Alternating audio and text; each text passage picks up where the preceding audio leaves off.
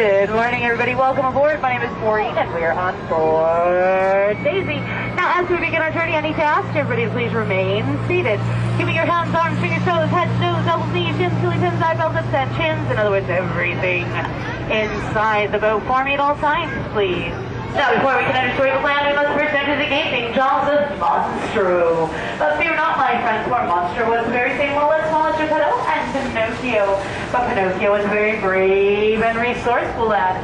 In order to escape the belly of the whale, he lit a fire in it. That fire created so much smoke it caused Monstro to sneeze his own tail right off. And it's gone. It's the whale of a tail, I tell you. Poor Monstro's half the whale he used to be. I like to then you'll see the lair of the big bad wolf. That's the very same wolf that would love to have his neighbors across the channel the three little pigs over for dinner some evening. You can see all three of their houses, first a stall, second a twig, and third a wolf first brick. Look again to my left and you'll see the quaint English village where Alice lives. You can see the old miller she daydreams for days away with her cat Dinah, and her house in the very back where the thatch roof is.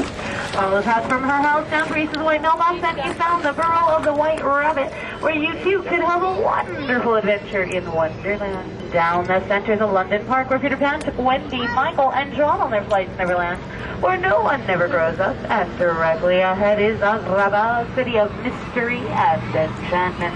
You can see the Sultan's Palace high up on a hill, and down below the busy marketplace where Aladdin first met Jasmine and fell in love. Everybody go, oh! And it was underneath these very same rose-colored arches that Aladdin took Jasmine on her very first magical carpet trip to a whole new world. Now, once again, I'm going to remind everybody, please keep your hands and arms inside the boat, no matter how much you might be tempted to do otherwise. We are about to enter the Cave of Wonders.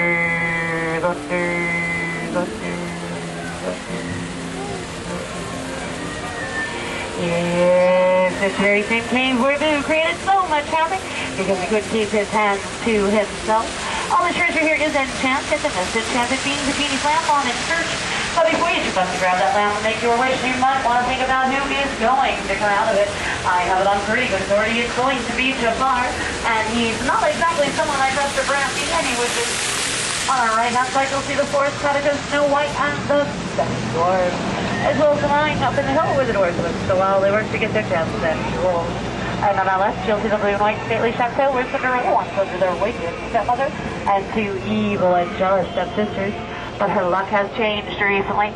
She moved all the way up to the top of the mountain where she now lives with her Prince Charming.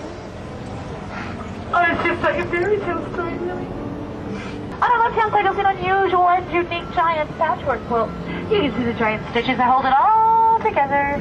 It's comprised of several different varieties of desert blooms and was inspired by Disney's Silly Symphony's Lullaby Land. And down the center, once again, a London park.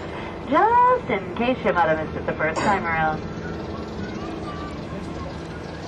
Now, in case you're wondering, all the plants, flowers, and trees here in Storybookland are 100% real. They're just miniturized by a process known only to Tinkerbell and a few of our Disneyland gardeners, but just a few, only like 100 or so.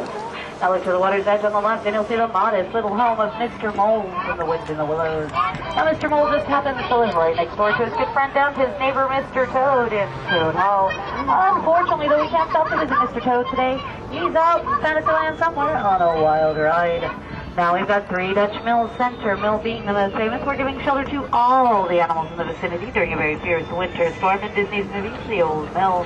And under the mighty Matterhorn in this beautiful alpine village is where Geppetto and Pinocchio live. You can see Geppetto's wood carving shop near the water's edge. It's the very same one he once wished upon a star for Pinocchio to become a real... There you go, I knew somebody back here was paying attention. Now listen, you can hear Sebastian serenading Eric and Ariel. Alright, you'll see Prince Eric sit on the castle where he now lives with his beautiful mermaid princess, Ariel. The beach friend is where she brought Eric after she rescued him and where she took her very first steps as a human.